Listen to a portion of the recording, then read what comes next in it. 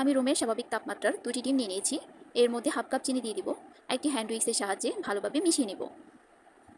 চিনি গলে যাওয়া আগ পর্যন্ত আমি মিশিয়ে নেব। মেশানো হয়ে গিয়েছে, এখন একটি ইলেকট্রিক বিটারের সাহায্যে ভালোভাবে বিট করে নেব।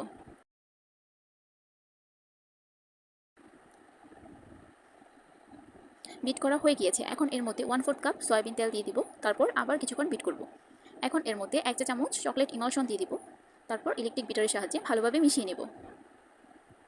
মেশানো হয়ে গিয়েছে, এখন শুকনো উপকরণগুলো মিশিয়ে নিব। আমি আগে থেকেই সবগুলো উপকরণ চেলে নিয়েছি। হাফ কাপ ময়দা দিয়েছি। হাফ কাপ ময়দা থেকে 2 টেবিল চামচ ময়দা উঠিয়ে নিয়েছি।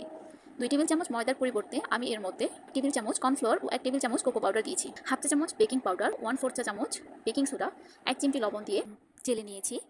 তারপর আমি অল্প অল্প করে ব্যাটারের সঙ্গে শুকনো উপকরণগুলো মিশিয়ে নিব ও যতবার আমি শুকনো উপকরণগুলো দিব ততবার আমি লিকুইড দুধটা ব্যবহার করব।